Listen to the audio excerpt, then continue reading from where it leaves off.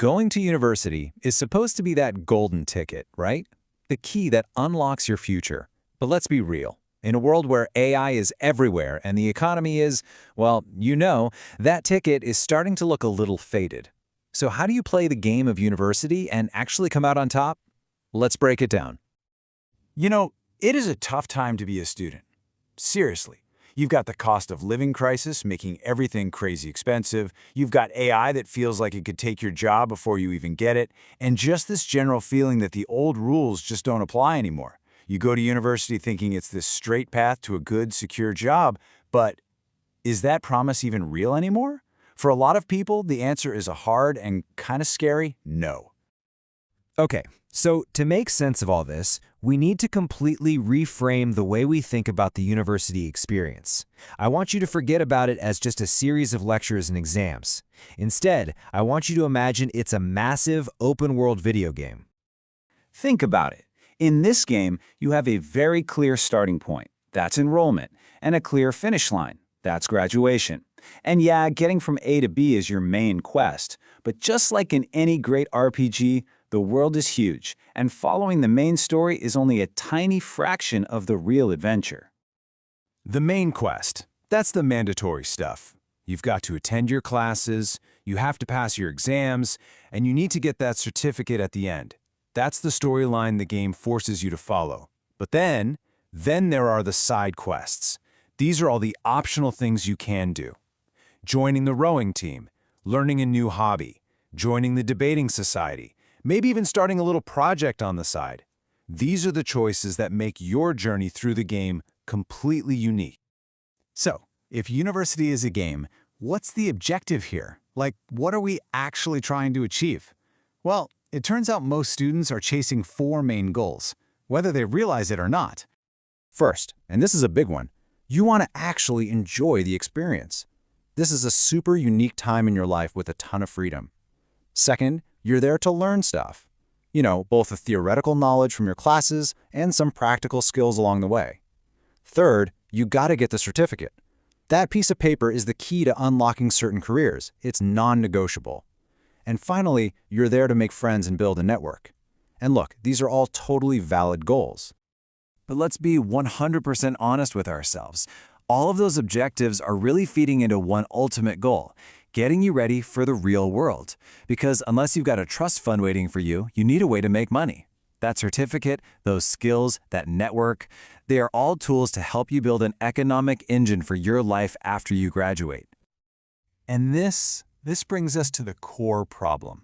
In the world we live in today, just completing the main quest, just getting the degree, is often not enough to guarantee you're going to win. For so many degrees, there's no longer a straight line from I have degree X to I get job Y. So this means you have a choice. You have to decide what kind of player you're going to be. Are you player A? Player A just follows the main story. They go to class, they pass the exams, they tick all the boxes. Or are you player B? Player B also completes the main quest, but they are strategically taking on side quests to gain extra experience points and to level up their skill trees. And the outcome when they both graduate? It's not even close. Player A graduates at, let's say, level 30. They did the bare minimum. But player B, who was smart about their side quests, graduates at level 50. They are entering the job market as a way more powerful and valuable character. But here's the absolute key. Not all side quests are created equal. The secret isn't just about being busy, it's about being busy with the right things. You have to choose side quests that build what we can call high-income skills. You could spend all your side quest time learning to play campfire songs on the guitar or getting really good at chess. And look, those are fantastic hobbies, but unless you become a literal grandmaster or the next Ed Sheeran, they're pretty low-income skills. They don't really boost your ability to make money. High-income skills, on the other hand, are skills that the market will pay a premium for. So, what are we talking about here? Well, think about things like coding, the ability to build websites and apps, or UI/UX design, the skill of making technology simple and fun to use. Sales is a huge one. If you know how to sell, you will always be valuable. And copywriting, which is the art of writing words that persuade people, is a skill that directly helps businesses make more money. And if we're looking towards the future, this list just keeps growing. Learning how to use AI tools effectively, or even better, building AI automations for businesses, is becoming an incredibly valuable skill right now. Same goes for statistics and data analysis. The ability to look at a bunch of numbers and turn it into a smart business decision is in massive demand. So when you combine the main quest of your degree with a really strategic focus on leveling up these high-income skills on the side, something incredible happens. You literally transform yourself. This is a massive mindset shift. The whole point of university isn't just the degree itself. The point is that it gives you this unique scaffolding, this period in your life where you have tons of free time, and your main job is just to hang out and learn stuff. If you use that time wisely to build valuable skills, you become unstoppable. This really gets to the fundamental rule of the entire economy.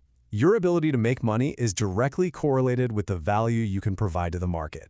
So by developing these high-income skills, you are fundamentally increasing the value you can offer to any employer or any client out there. So the goal is to finish the university game not as some generic level 30 character like everyone else, but as an absolute weapon. A level 50 character with a unique combo of a degree and a powerful arsenal of high-income skills. Trust me, you'll be ready for any boss battle the job market decides to throw at you. So I'm going to leave you with this question to really think about. Don't just let university happen to you. Play the game and play it strategically. Look at your free time, look at the skills the world actually needs, and decide, what's the first side quest you're going to take on to start leveling up?